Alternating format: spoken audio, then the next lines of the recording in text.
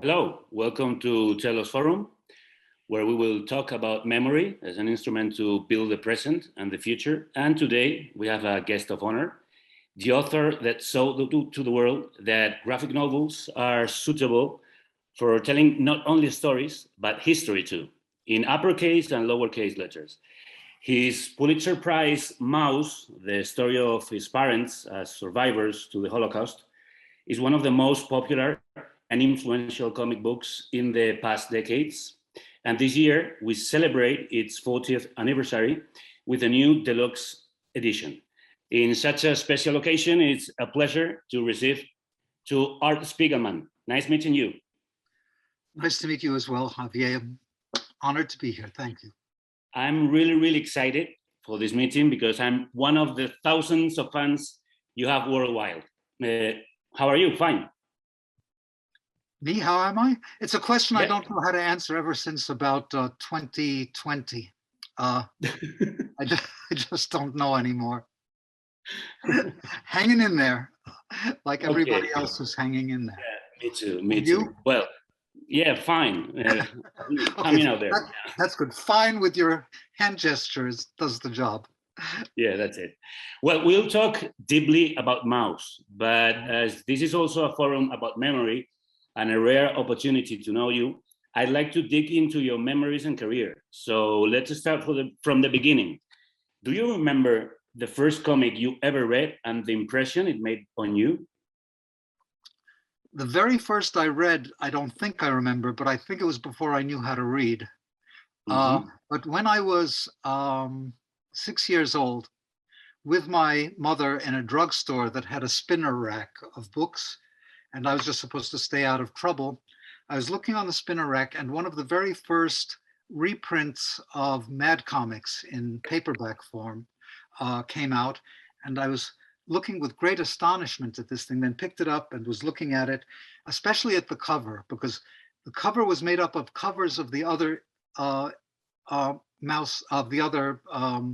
Mad books, and one of them, which was literally this high, had me transfixed. It was, I know what made me want to become a cartoonist from that moment on, looking through the book, seeing how the drawings were done by the Holy Trinity in my secular religion of Bill Elder, Jack Davis, and Wally Wood. It just changed me. And the cover itself was a parody of Life magazine, which was, it was like the American version of Signal, the German magazine during the 1930s. It was a photo news magazine. It had all of the authority of CNN and whatever other news would be the mainstream. Everybody read it. And here was a thing that had the word mad where the word life should be, and the most grotesque looking image of a woman I've ever seen drawn by a cartoonist named Basil Wolverton. And in the background, there's a photo of some slum buildings. And then it said, most beautiful woman in the world, mad 10 cents. So that thing was such a conundrum, a real puzzle, because I knew that Life magazine was authoritative. And here was a magazine that I found as I was beginning to read it with my very earliest reading skills, that was saying, the whole adult world is lying to you. And we are part of the adult world. Good luck, kids. And this was profound to me, and it remains an inspiration, at least the early issues of Mad till now. And then you decided to become a... Well, then I started copying the drawings in Mad as best I could, which wasn't very good. And by the time, I would say by the time I was 12 or 13, I was already getting published in a local newspaper that was in my neighborhood in Queens, that was a weekly paper. And then I went to a high school that was part of, and the vocational schools were to teach people who couldn't possibly go to college, automotive repair, refrigerator repair, things like that. But they had one that taught cartooning. So it was the only school I wanted to go to. And it was my real education allowing me to move toward being a professional cartoonist. You had your future written in your own name, Art. Yes. I was once made fun of because I realized that my name is Art Spiegelman, and Spiegel means mirror. So there's some kind of very pretentious sentence that one can make from this. Art mirrors man, that's me. I'll see you later. What was your first comic that you drew as amateur?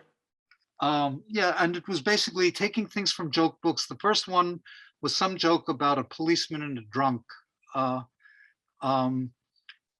I don't even remember it because it was kind of a long time ago, but I have it somewhere. If you want the picture to be inserted here, I can send you something.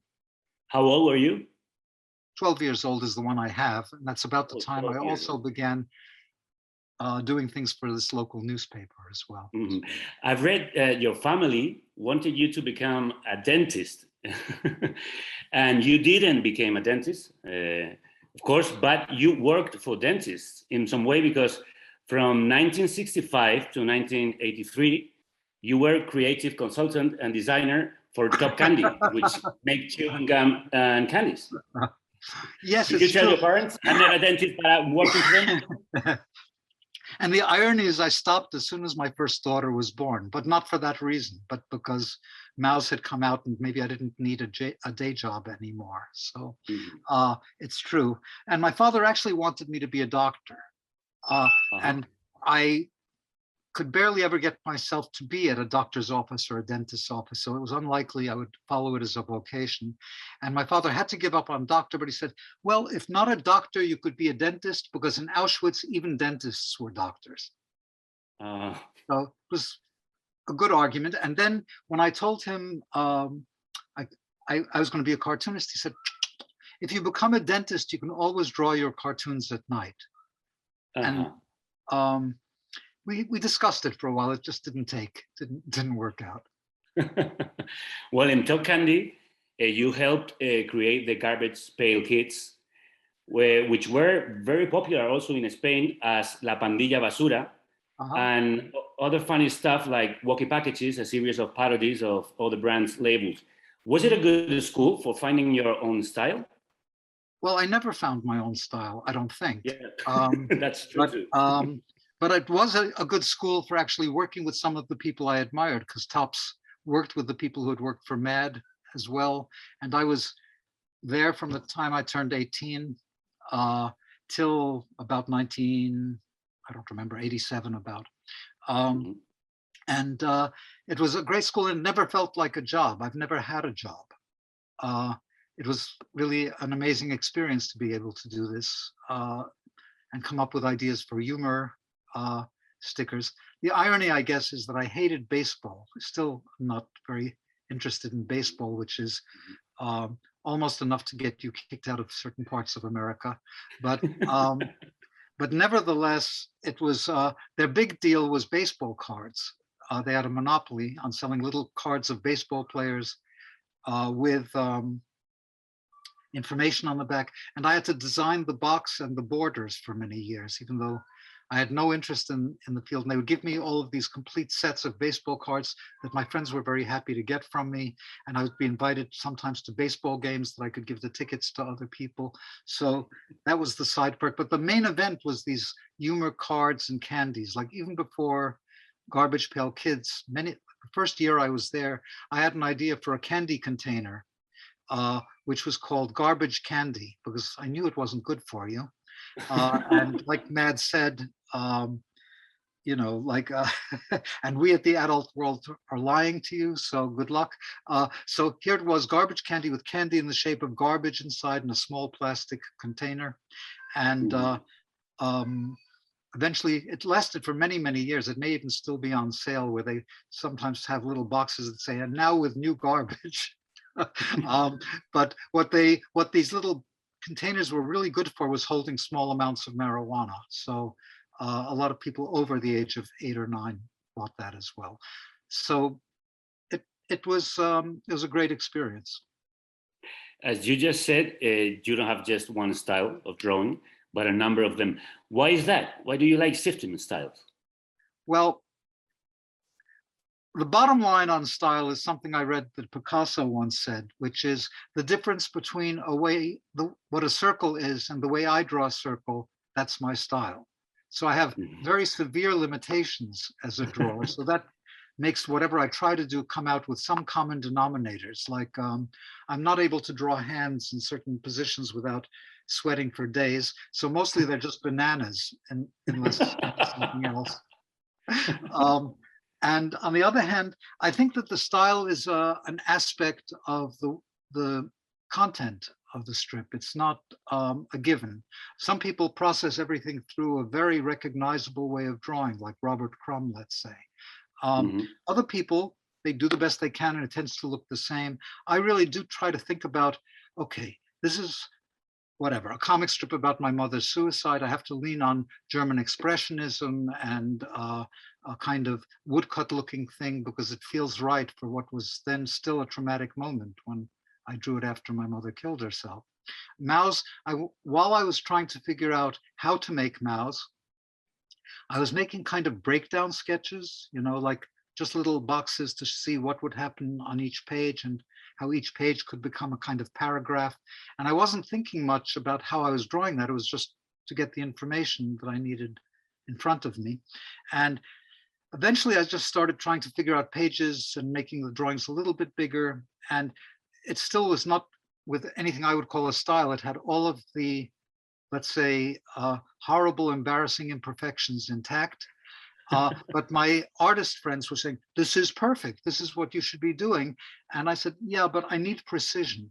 So I agree with you, even though I don't like the way these little sketches look as much as you do. I do agree that they look like handwriting. And I wanted this book to feel a little bit like handwriting. But I also wanted to have a clarity so I can understand what happened to my parents in Auschwitz and around it, and maybe others could understand something of it as well. So I need something that's a cross between handwriting and typography. So I would take my handwriting and do it over and over again until it became precise. And sometimes I would go too far in the precision and I'd have to use the second to the last drawing I made, let's say. But this was the process of making Maus. And at some point early on, I thought maybe I would also do it in a woodcut style. That was a terrible idea. At some point, I wanted to do it in bitone, so I could have the stuff in the present in 2-color and the stuff in the past in the book in black and white. I finally went for simple and something I wouldn't necessarily like, but felt honest and to the point, which is different from some other strips where I wanted them to look like pulp fiction, let's say, or some things where I really wanted to have different styles on the same page, different approaches for each sequence, like in The Shadow of No Towers. But it's because basically you have to dress for the occasion, let's say. I like that, dress to the occasion. As you mentioned, in Top Candy, you met one of your fellows in the underground comics scene in which you took part. How do you remember those days? Was it really a scene? I mean, you knew each other, worked together, shared thoughts, beers, drugs? Yes, absolutely. It was a scene. I think I moved out there permanently in 1971 and I stayed till 75, but I'd made several trips before. Back in the hippie days, Time magazine had a cover that said, "Come to San Francisco and wear a flower in your hair." And it was like Uncle Sam Wants You. It was a draft notice. So I started commuting between my upstate New York college and San Francisco. And then from 71 or 2 till 75, I was living there all the time. And it really felt to me, who had no further aspiration than to make comics, like Paris in the 20s. It felt like a gathering of people from everywhere who were interested in making something new. And you were aware of that you were making something new, that you were changing language and aesthetics of the comic books? I'm afraid so. I was aware of it. I wasn't able to do it right away. You see, I was a little younger than the other underground comics artists by about 5 years. But when you're in your 20s, that's a significant time lapse. So these were my olders and betters. So I was mostly trying to make something that looked like the comics that were being published. And the main subjects for comics in the early underground years was sex, drugs, cheap thrills, and radical politics. So as long as it could fit into one or more of those boxes, it was okay. And so part of it was making very nasty comics. Now comics that would probably get me canceled, even if they're shown on your TV screen, but okay. Especially because there were two tendencies, really interesting tendencies. One was the leaning on older comic styles from the early part of the century that Crumb helped bring into view again. And this was already a passion of mine from when I was 14 or 15. I was going to libraries and looking up old newspapers and copying those cartoons, gathering books such as they were back in the 60s on the subject. Another trait of underground comics was early on autobiography through an artist named Justin Green, who made a book called Binky Brown, which represented him. And it was about his overwhelming guilt about everything, his problems with the Catholic Church that he'd been brought up in. Sorry, fellows, women who are out there, it brought problems. And this one book was a revelation, but even his earlier work, we had become good friends by the time Binky Brown was in the works. And in fact, when I first moved to San Francisco, early on, I moved into his apartment as he was moving to another place. And my place was right behind a thing called the Mission Dolores Church. And he said, when you work here, you must not face the drawing table in this direction, only this way, because otherwise the beams from the church will stop you from working. So Justin Green's work was formidable, and it impacted Robert Crumb and others as well. And the third element that I think is worth pointing out, aside from the obvious of politics and sex being part of the mix, was a kind of brutality to make everything that couldn't be shown and to not censor it and to make it as nasty, as violent as it wanted or needed to be. And that was liberating for comics in general that lived with a comic code of what you could and couldn't show in order to be on a newsstand. And I was trying to make the most horrible things I could think of. And they were really horrible. Not only the drawing, but the content. If I told you the content of some of this, the interview would be over. But eventually I learned that I was looking for atrocity in all the wrong places. So through the autobiographical impulse I just mentioned, I found where atrocity much more horrible than the grand guignol of true horror comics and beyond was where I had my métier, let's say.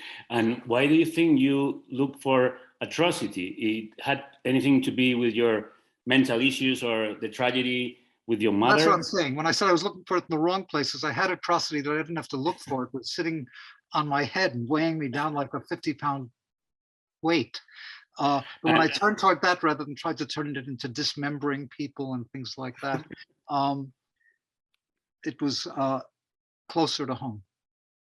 Yeah, in those days you draw a lot, and in fact, a compilation of your work from those first decades is called Breakdowns. Was drawing a therapy for you? Well, I had both, and comics are cheaper. It costs less money to make a comic than to see a therapist. So, that's for sure. So it's useful that way. On the other hand, I'm not sure that it ever acts as a full catharsis. You know, like I don't know if therapy does either, although I've tried a couple of times. But the comics, the problems keep coming back, let's say. So at least it keeps you working. But in Breakdowns, that's the work that I could, after my work changed. That's work from about 1972 to 78. And at that point, I'd actually found a voice. And so Breakdowns represents the work that to one degree or other, I would still endorse. The stuff I was making from about 1967 to 1972, most of it can be forgotten. It's okay with me. So I would say that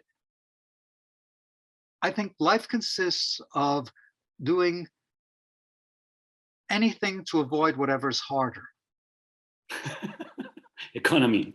Yes, it's economical. So in that economy, there's a certain point where it was harder not to do things like Prisoner on the Hell Planet about my mother's suicide, or the 13-year-long epic that became Mouse, or certain other strips that were built on me understanding something about how my brain, how time, and how space works, and getting very interested in the formal aspects of comics. And it was harder to not do it than to do it. They were obsessive concerns. When that's not the case, then you just sit around like on a Ouija board with a little, whatever they call those things, and you hope that the spirits will talk to you, even if it's just one of the junior spirits. Well, talking about Nasty, as you mentioned before, you also worked for Playboy magazine, where you made strips like Head, Head with Nobody, which is hilarious. And Jack and Jane, Rod and Randy, very funny sexual jokes and conversations that probably wouldn't be published today. And humor has always been one of your main tools. What is humor useful for? Humor maybe is a way. I did a whole comic about humor called Cracking Jokes that's in that Breakdowns book that was a distillation of about a year of reading all around it. I'm not sure that anybody's ever nailed it, because as soon as you try to explain humor, it becomes not very funny, which is what was the inspiration for that strip about making humor. But I think that humor is sublimated pain. That all of it, even puns, which are just the pain of the difficulties of controlling language, and all the way on up to whatever your anxieties, your deepest anxieties are. If you can make a joke, it's not a permanent release, but you can go, ha, and it comes out of your mouth and into the world, and it's something else, and people don't hate you for it, usually. Now it's getting touchy, but yeah, it depends on the joke. Now it gets touchy. But in any case, there was a quote at the end of that strip, which is there is no, I don't remember it exactly, but it was a quote by Mark Twain saying, "There is no humor in heaven." That's a good joke. Yeah. There's humor in heaven. I don't know if Playboy magazine helped you to launch Raw magazine. Well, only in the sense that it got us some money. Yeah, that's what I mean. We never tried to publish Raw for money. But I am not embarrassed about the Playboy work, even though now probably it wouldn't be a good idea for Reservoir to collect my Playboy comics. Wouldn't be great. But I think the way I was approaching this was a little bit like what you mentioned, Javier. Like the thing that I did on the most ongoing basis was about a character who's just a head sitting on the sidewalk, begging as people walk by and looking up women's skirts, but no body. And I thought that for a magazine that celebrates the body, this was the perfect ongoing comic strip. So I thought Playboy at the time was actually, aside from being an incredibly capitalist-friendly magazine, that the key to a good life is having an expensive stereo set. It was actually, in many ways, an agent for liberal values. It fought for freedom of speech. It defended Lenny Bruce, who's an important, I don't know how our cultures overlap, but he was really an important figure. It had interviews with people who were not, their main preoccupation was not sex, like the Vladimir Nabokov interview, despite the fact that he did Lolita, was allowed to travel through his entire career. So when you get past the Playboy philosophy that was part of the magazine and the centerfolds, it had very high quality cartoonists working for it. And it was actually even a force for, it sounds strange to say it in 2021, but it was in favor of the idea of women's liberation, even though a lot of that meant women being free to take advantage of the invention of the birth control pill. But it led to other possibilities. And I had a subscription from the time I was 15. And my parents let me have it because I explained I was getting it only for the cartoons. You know? And they believed you? Well, they tried until I had pinups in my room, and then my father had to have a conversation with me about your mother can't come in here and clean anymore. I said, that's okay. But I had to take them down. Well, let's go to Raw, the magazine that you founded with your wife, François Mouly, where you published a whole generation of cartoonists and illustrators. I guess they were most of your friends. Not necessarily, not even while we were publishing, but it wasn't that they were my friends and therefore they were published.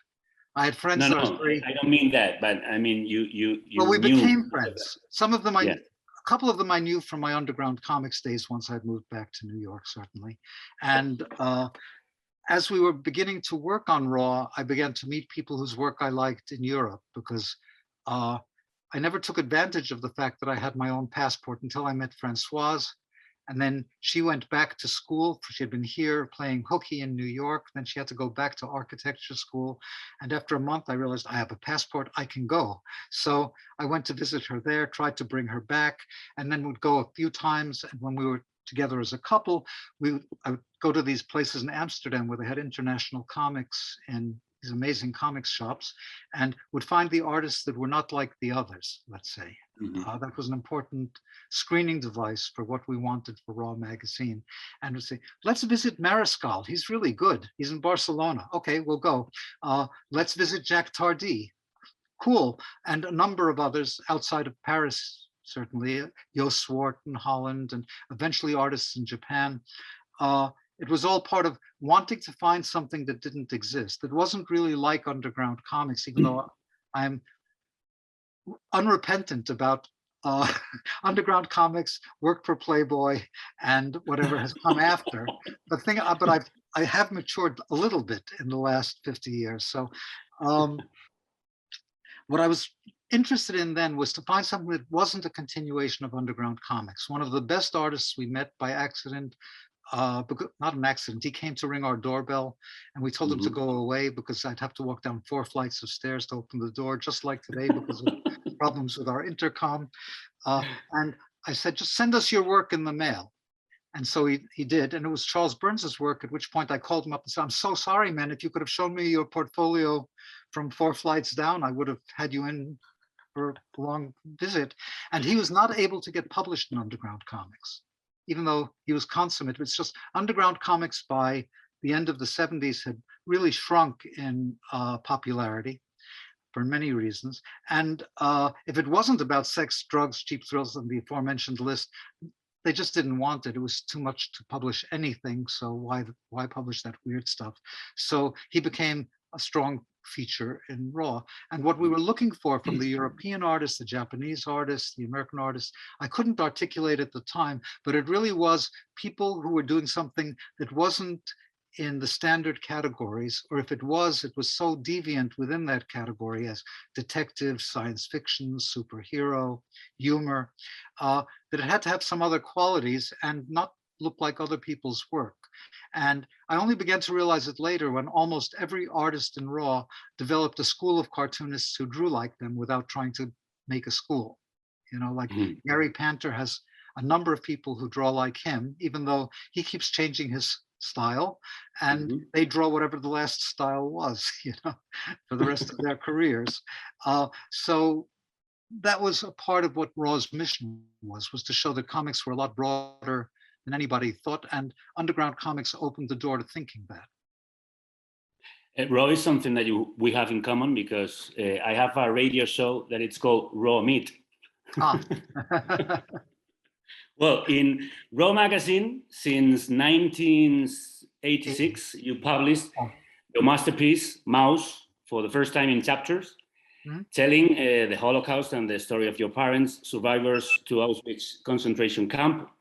And you made it in a very original way, with animals as characters. So tell me, what's the story behind the creation of Mouse? What made you want to tell your father and your mother's story? Wow, that's a lot of questions in one. But I would say, when we started Raw magazine, I was already working on Mouse, and I didn't put any of it into the first issue because I thought we were just going to make one issue of Raw to show what was possible, because nobody else was interested. And then Françoise says she always knew we were doing more, but she was smart. She didn't tell me that, or I'd never have gotten it. And I was already into Mouse from about 1974 1978, I really started seriously making a book. And the real reason, as I said, everything that one does is to avoid something more difficult. I had moved back from San Francisco. I was going to turn 30 in 1978, and I had a little lapel pin that said, "Never trust anybody over 30." That was the saying at the time. And here I was, I thought I would be dead in a motorcycle accident. I was turning 30 and I hadn't even learned to ride a motorcycle. So I needed to make something that was ambitious. And I had two ideas. One wasn't as urgent as Mao's, but Mao's became urgent because I moved back to New York and my father was here. And for the first year or two, I would call him and pretend I was still living in San Francisco and just catching up briefly because we really didn't get along well. And certainly not telling him I was living 40 minutes away, 30 minutes away from where he lived. And I put a towel over the receiver of the phone, something I learned from a Dick Tracy comic strip, where if you put a towel over the phone, it sounds like long distance. So that was useful. I didn't know that. Yeah. Now we don't have receivers, so it doesn't work the same way. But once I acknowledged that I had to start visiting him, I went armed with a microphone because I had already done some interviews with him on a trip to New York in 1971 or 2 from upstate New York where I was in school. And I was making a comic strip for an underground comic called Funny Aminals that Robert Crumb had done the cover for. And his story was about little foxes, humanoid foxes, luring a beautiful large chicken woman into their home and then eating her. Not sexually, but just they're foxes, she's a chicken, that's how it goes. But it was open to anything that was anthropomorphic.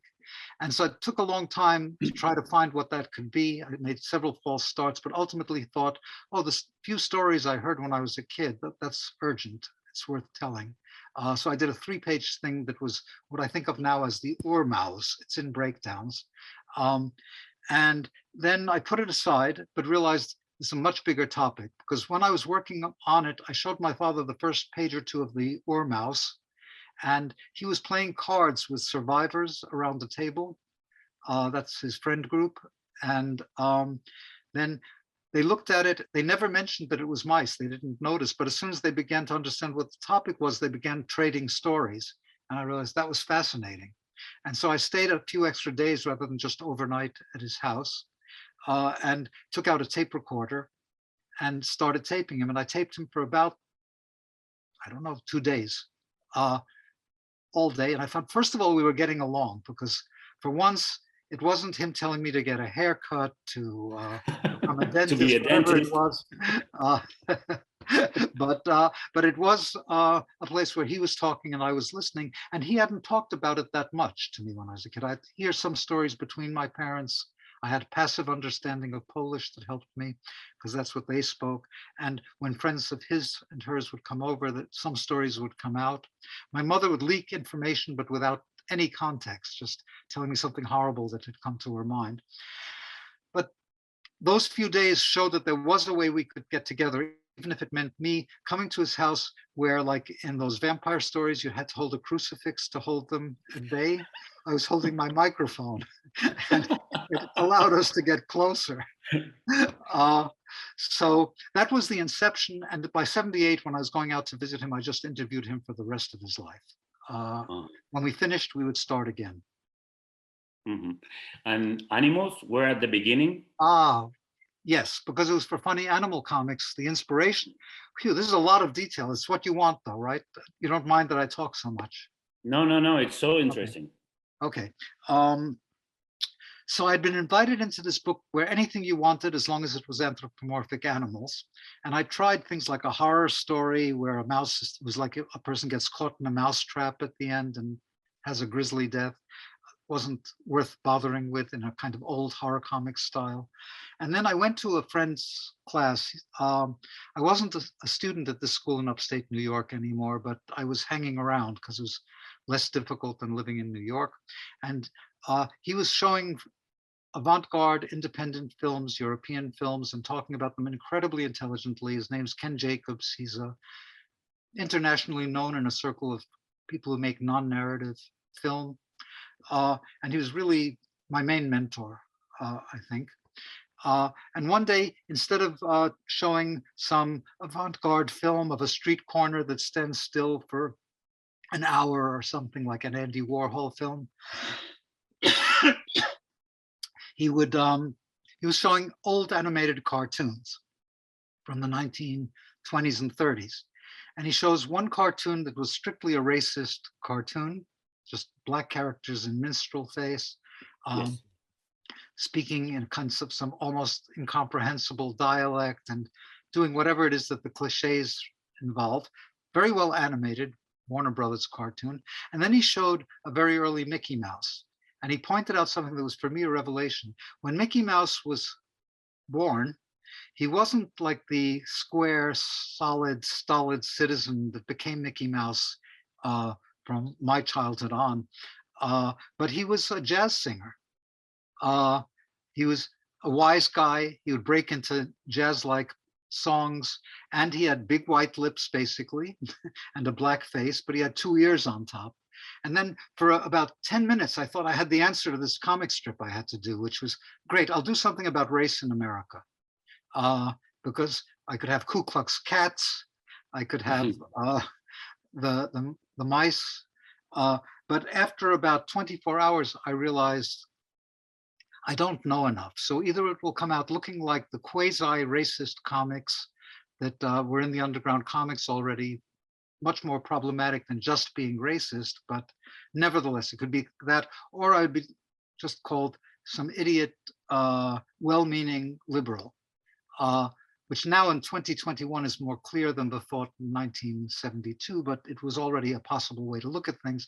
And I thought, okay, back to the drawing board. But then I remembered a few things from that I already knew, like Kafka had a story called Josephine the Singer. And maybe the easiest way to read that particular story is about the lament of the Jewish people. And it sort of made a connection for me, as did some other propaganda films I had seen where Jews were seen as rats in a crosscut of the ghetto in, I think it was Yud Sus or The Eternal Jew, maybe was that film. So there was a precedent for this idea. And so I went with it for the 3 pages. It was much more sophisticated when I returned later. Like in the first version, my parents are hiding in a kitty litter factory where they're forced to work. So they're hiding behind big bags of kitty litter. In the final book, when I was finally making it, they were in a shoe factory. And of course, I was working with a much closer transposition to reality.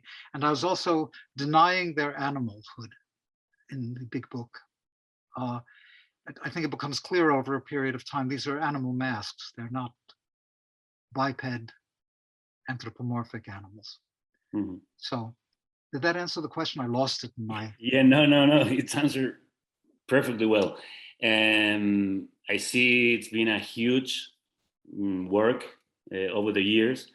You, in fact, published Meta Mouse, a huge explanation of all your creative process. Could you resume it? How was Mouse created? How was finished? How it was finished? How I created Mouse? Well, slowly was the right answer. You know, like when we eventually doing Raw was useful because I started in issue number 2 and I was the co-publisher and the editor with Francoise. And it seemed like, okay, well, if I have a deadline to make a chapter for each issue, but I can take as long as I want to make the issue, that could be a way of making it. And my wife, who's not a native English speaker, I told her we're going to do it as a biannual. She said, fine, because I didn't know, and I speak English well, and she didn't know if biannual meant twice a year or once every 2 years. So I felt I could put out an issue in that length of time as an issue had a complete chapter in it, you know. So it got made literally as on deadline for Raw magazine.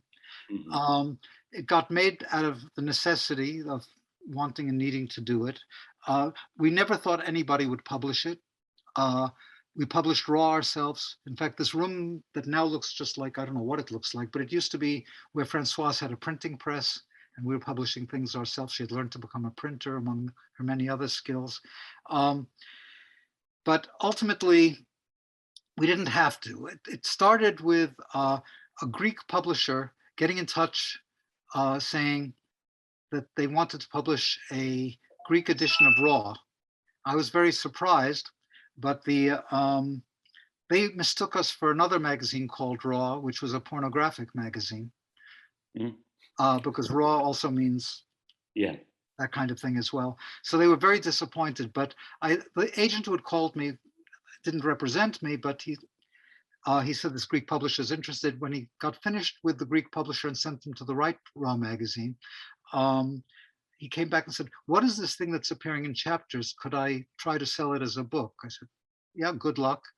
He couldn't sell it to anybody. It went to every publisher. In fact, in MetaMouse, I had a lot of the rejection slips still left over from everybody, everybody, every possible publisher. And finally, Pantheon, who had rejected it first time and became the publisher the second time, it was submitted by a friend of mine was the art director of Pantheon Books. She saw it and said, "Really, what? You're looking for a publisher? Why don't you show it to Pantheon?" I said, "Well, here's the rejection slips. Could I try?" And she went directly to the head man at Pantheon, and they said, "Yeah, we publish a lot of books that don't sell very much. This looks interesting." So voila, it found a home, and we didn't have to do it ourselves. So that's how the book first got published, but I was told not to have any expectations, and I didn't. And it's kind of amazing that it became the phenomenon it's become.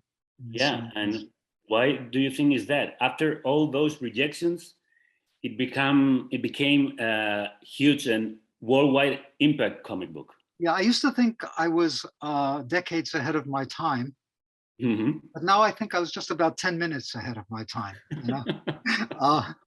It's just how it went. Things were changing in comics, but comics were considered really very low. And the idea of the graphic novel was not a well-established idea. There's no bookstore space for such a thing. Things that looked like graphic novels came out in the humor section of the bookshops. And the subject matter was too difficult, certainly for comics, but in general, when I first began working on Mouse, it wasn't as ubiquitous a subject as it became in '78. When I was first trying to put this together, and it was still more or less something one had to handle the way Walter Benjamin, was it Walter Benjamin who said, no, Theodor Adorno said, "No poetry after Auschwitz." Yeah, Adorno.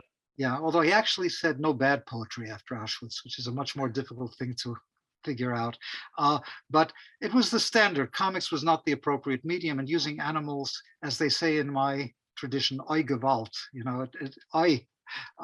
bad idea. So nobody wanted to go past that. And the fact that Pantheon took a chance on it allowed it to find itself in the world, and there were people who took it very seriously, as it's meant to be. And that opened it up to whatever seemed to follow. So part of that is probably luck, and part of it is the zeitgeist was moving toward letting this thing happen. Yeah, you understood the zeitgeist of your time. Yeah. Last year I had a chat here. The statute of limitations ran out on that. I don't understand the zeitgeist of my time anymore at all. You're now 10 hours behind your time. Exactly. At least 6 hours from you. That's it. Well, last year I had a chat here with Joe Sacco, who told me that Mouse was, for him, essential because it opened a new path for comics to tell history and real stories and to make journalism through drawings, which today seems normal, but it wasn't 40 years ago. You were conscious of that you were changing something? I was conscious that I was making something that wasn't like what other people were making, but no more than that. I didn't know how big an impact it would have. And frankly, I think the work I was doing, that's mostly in breakdowns, was as radical, but it wasn't as radical in its content, except for the 2 comics about my mother's suicide and The Short Mouse, as it was in terms of trying to understand what a comic actually is, what the page is, how comics turn time into space, let's say. And I think that was equally radical, but didn't present a problem. It just didn't have much of an audience. And there is an audience for people getting information from comics. That well precedes Mao's. If you wanted to learn how to fire an M16, you had to go to Will Eisner, who taught GIs how to shoot in Japan. Oh, I'm sorry. Well, no, that was when he first started. The M16 was for the Vietnam War. So there were propaganda and informational comics going quite back in the 20th century history. But there was that's become a dominant thing now. And there was also the possibility, and Joe Sacco really developed that in a remarkable way, of using it to do slow journalism. Slow journalism, yeah, that's it. Good definition. TELOS magazine, which is behind this forum, always publishes drawings to explain and illustrate science. Do you think comic is a good language for explaining the complexity? A good tool for history, science, journalism? Philosophy, it's a good tool, period. There's a long-standing taboo that it was bad to mix words and pictures. You know, it goes back to a German poet and philosopher named Gotthold Lessing, who said, pictures have their domain, words have their domain. Words are to tell history because it moves through time, it's chronological. Pictures should be emblematic, should make something that represents beauty preferably, but that represents the entire story in one image, like Adam getting the apple from Eve, or the guy on a stick who's stretched out like Jesus, one picture. If you try to mix these two mediums together, you get something that's an unreliable mixture. So this was actually built into the DNA of Western ways of understanding images. Even in schools, your education in literature is usually better than your education in art, at least in America, where you don't get much education of any kind. So it already is something that's got kind of forbidden fruit, to go back to the apple, coming at you this way. It's just a taboo, and that taboo is broken by comics in the late 19th century pretty permanently. And so it's a way that things go deep inside your brain because they echo the way the brain actually works, which is to say, your brain doesn't think in long sentences. When I think in the fraction of a second where I think, insofar as I think about what I'm going to say to you, it's only going to take a minute, then it takes 3 when I build it into sentences. But comics insist on very small bursts of language, and that's the way we think. And also we think in kind of, we think in emoticons, we think in little icons. You know, we don't, most of us don't have the kind of memory that keeps a hologram of a person inside their head, but a very simple version of that face, so you'll recognize them the next time. And it's perfect for comics. Like Francoise, who reads more science than I do, showed me an article at some point experimenting with babies, and a baby can recognize a smiley face before it can recognize that its mother is smiling. Wow. So it's deep wiring. And as a result, to be able to distill, it's not as easy as one thinks, because a lot of comics is just what to draw when you're bored in school. Just anything is comics.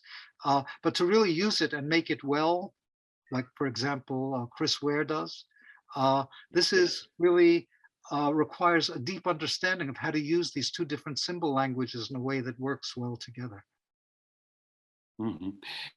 You mentioned the division between literature and art. And I think Maus, what made is make them together again. And you received in 1992 the Pulitzer Prize. Do you think that that gave comics prestige? And that Maus contributed to make, yes, I mean, I think Maus made something possible. Also, not because I got the Pulitzer, but it's connected. It's because it sold well. America is all about selling well. So is Spain, actually. So it's, of course, anything that is even remotely popular is immediately imitated. And then it sometimes mutates and becomes something new again and again and again, which is the process. But I have to point out that the Pulitzer Prize I got, it wasn't in any category. Usually they give a Pulitzer Prize for journalism, for literature, for whatever, a number of different music. But here they didn't know what to do, so they gave me a special Pulitzer, which they've given about 20 times in their history. And when somebody told me about it on the phone while I was in San Francisco on a trip, I thought it was a joke because I immediately thought Special Pulitzer was like Special Olympics, you know? So it took a couple of other calls to establish that this was really happening.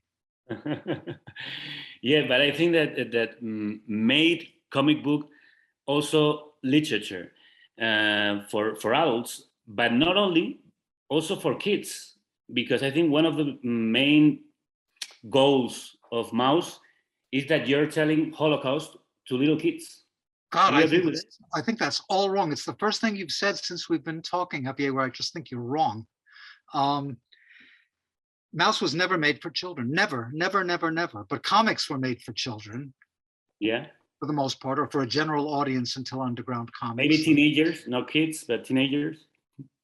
Well, teenagers find their way to pornography right away. So comics were important for kids as well, and for teenagers and for adults. But this was really meant for adults. So when I was offered a prize for the best young adult novel from the New York Public Library, I rejected it. I was an idiot. Because I said, you're as prejudiced against my medium as other people are prejudiced about Jews, let's say. And on the other hand, I have to concede, like many, many, many times a day, I am wrong. I was wrong because children do read it. And at first I thought it was child abuse. Why would you take childhood away from children by telling them about the death camps as soon as they can understand the story, you know? Better to get it in disguised forms like grim fairy tales or something. But I've met children who are much wiser readers of my book than some adults who are much more worried about, why did you make the Poles look like pigs? Why did you make the Nazis look like cats? Because as you can hear in the background sometimes, I don't have anything against cats. I'm not fond of Nazis. It's different. No. So, but anyway, I don't think of it as necessarily a children's medium. And the best comics one might find when they're a kid, but they're better off returning it to it when they're an adult. And the ones that are really great withstand repeated readings and deepen when you reread them. Mm-hmm. So. Well, we're talking about memory and thinking about Mouse. Do you think that memory and recall it can immunize us from the errors of the past, from war, from cruelty? Or that's a silly thing we used to say?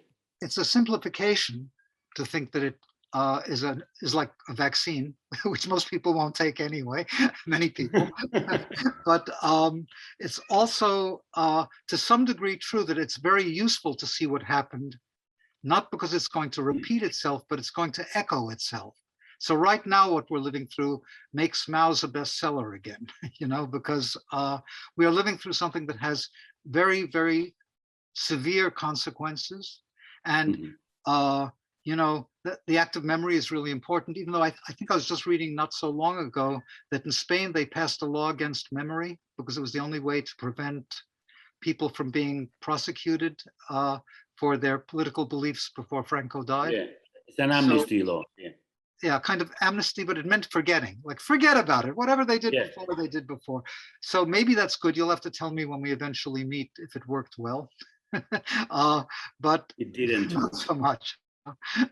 But there is something about memory that's really urgent because it gives us some form of continuity and some, if you didn't remember that fire hurts, you'd be fucking getting burned every single day. You know, you go, oh, pretty, ow. And then 10 minutes later, it'll be, ooh, pretty, ow. So it's important to try to remember. What one remembers, how one remembers is really urgent, you know, because it's possible to take different lessons from the same event. Like I think, if you know who Steve Bannon is, important advisor to, he actually remembers history, but he's, I think the word for it in theological terms is he's evil. And his use of memory is to try to recreate the conditions. And Trump, who's a useful idiot, is the perfect person to make this happen. So what we're seeing in America and elsewhere is, through the lack of memory, a new fascination with fascism. And it already has its manifestations. The right is growing in many countries in Europe and many places around the world. There's a new authoritarianism. It's hard to think for yourself, so, oh, good, somebody else will do it. So there's that. There's a new rise in militarism. There's a new rise in press oppression all around the world. Incredible. So it's important to be on guard against such things and resist them as best one can. But it's very dangerous because it's so international. It feels more like we have forgotten whatever the law of forgetting was for Spain was also the law in the rest of the world. Well, let's forget about the Holocaust. It's good to have Nazis as villains because we don't have communists as villains anymore. But the history part of it, forget it. And yet we're really living with it, so much so that right now Trump and his supporters, which could take over the government again, in which case I'll be seeing you in Spain shortly, never to return. But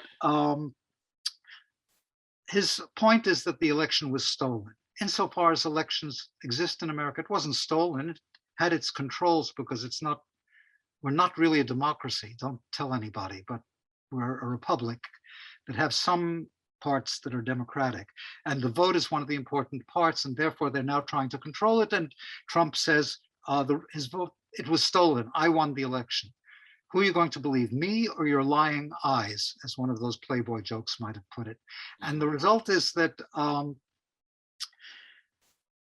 it's called in the press, certainly in the liberal press, which is at least 51, 52%, 60% even maybe of the country, I don't know what, it's called the big lie, which is exactly what Hitler coined as a phrase with Goebbels, as a way to make a lie so big that you can't refute it. And it's what allowed the Nazis first to be elected and then to take over in Germany. And then the consequences are still knowable for whoever wants to read the book.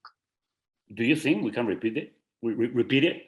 We can repeat things like it. I mean, different scales, different situations. Right now, Jews in America are honorary white people.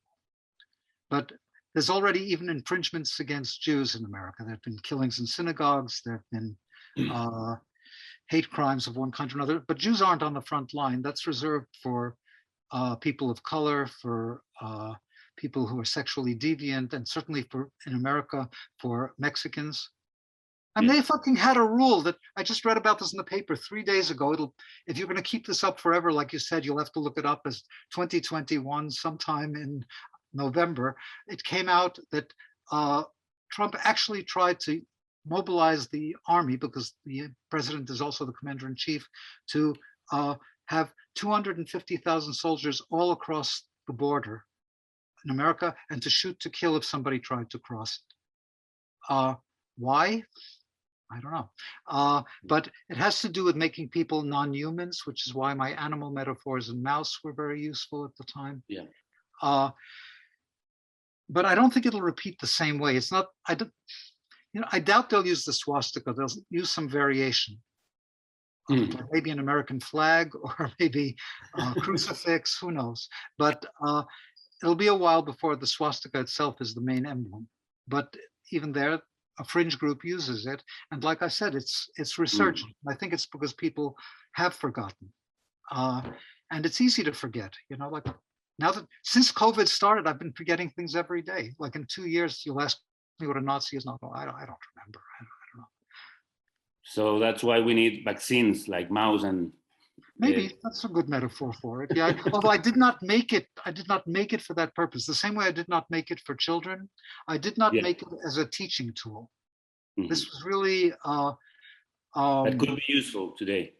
Yeah, it's useful, and I'm glad it has an afterlife that's useful, and that it inspired other artists to make interesting works.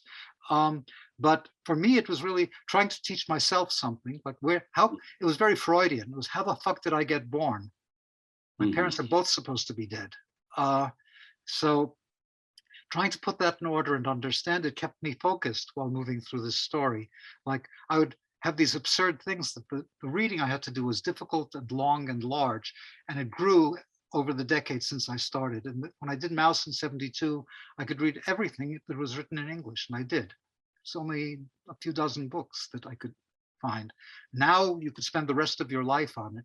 But even when I was researching mouse, I go, oh, that happened in Treblinka. I don't have to read about that in detail because my parents weren't in that place, you know.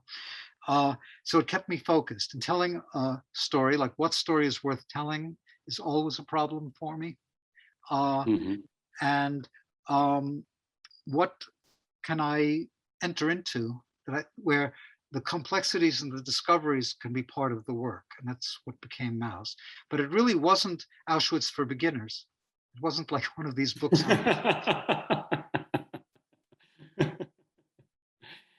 Well,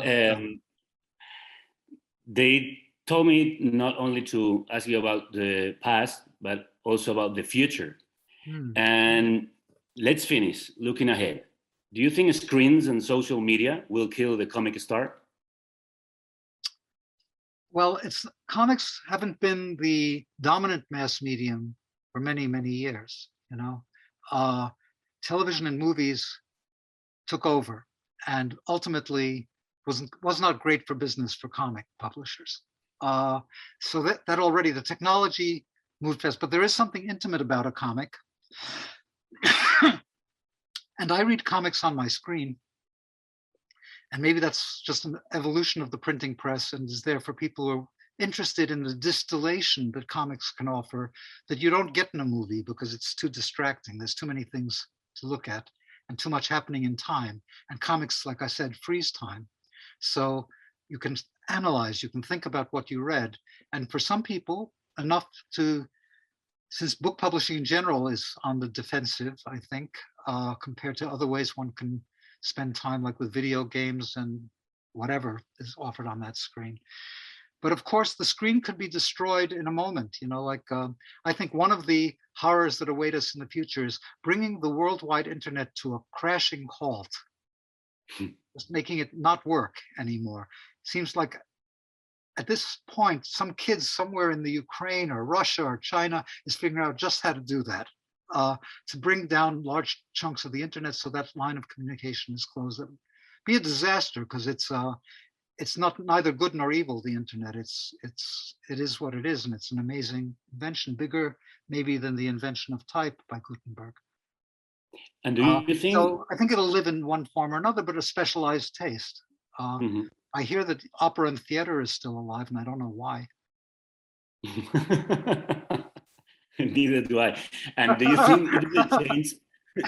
It will change the way cartoonists do things. It will change comic language. Of course, yes, it will. I mean, so the things I've seen now are not very effective when they do it. They try to borrow little bits of GIF-like animation and of zooms and whatever, which I find personally distracting, but it may just be a function of my age. I don't recognize those things as easily as I just recommend something that stands still and you can focus on.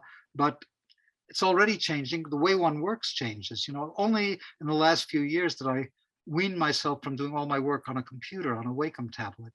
And I realized it's nice to have the originals and the feel of paper under your hands and to have it printed on paper.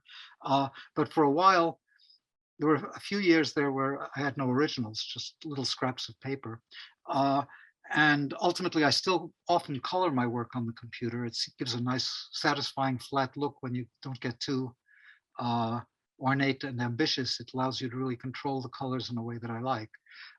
So it has changed and will change. And I think nobody misses rubber cement as the way to paste things down onto a board.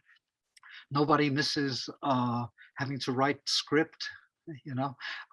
So maybe a few people do, but there are even less of those than there are who would miss comics. So maybe I'm just living in a fool's, well, I am living in a fool's world, but I would say that it has its satisfactions, and therefore it will still find some people who want to see it. Will it be a great economic engine? It seems like it's only when it's turned into a Marvel movie will anybody have heard of anything related to comics. Yes, we'll be expecting to see any comic that is coming from you. I don't know if you're in any project right now. I just finished something, which was my COVID vacation project, because I was not intimately impacted by COVID. I know some people got ill, but are fine. And I am not what they call an essential worker, which means you're disposable in the new Orwellian conversation. But I think that what I did was I couldn't work on anything because I was already so wound up because of the Trump years that COVID was just the straw that broke the camel's back. So my ability to concentrate got much smaller. We went to a bunker that we have, which is a log cabin in the woods. Turned out to be just the day before the quarantine was put in effect. So I went up with only a few shirts, mostly flannel because it was still cold. And I had to make a trip back to New York to get Hawaiian shirts eventually. But it was very peaceful there. I just didn't know what to do. So I was working on a writing project that's something separate, but I was offered a tiny project. And I thought, oh, maybe it will make my hand start moving again. And it had no commercial possibilities. It was from a small publisher who contacted me saying, we're making a series of tiny books. And do you know the author Robert Coover? I said, oh, I admire him very much. He's considered a postmodernist, let's say. And I love his stories, his novels, some of them as well, but he's a great writer. He had written a story that he finished at the end of 2019. We want to publish it as a very small book. Would you be interested in illustrating it? And I thought, oh, small book, like how long can it take? Well, tell him that as long as it has no Jews and no mice in it, I'll say yes. And it turned into a book that came out in 2021, this year, earlier, and it's called Street Cop. Oh, so nice. And it's, as you can see, it's quite small. Yeah. It's his story with a few illustrations. One moment, I'll show you at least one of the ones that's showable. This is a good place for you to cut while I flick pages.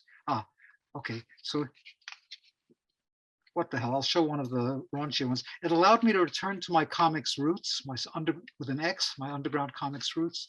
There's a scene that takes place in a nude bar.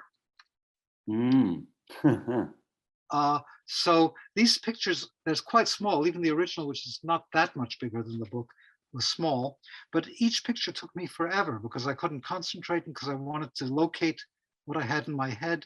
And Coover was a pleasure to work with. He's in his 80s at this point, was always an experimentalist. We had a lot in common. And the story was great. It's called Street Cop, but it happened before Street Cops became part of the daily news cycle after George Floyd. But it's appropriate because this Street Cop only became a cop because it was a way to avoid being arrested as a drug dealer.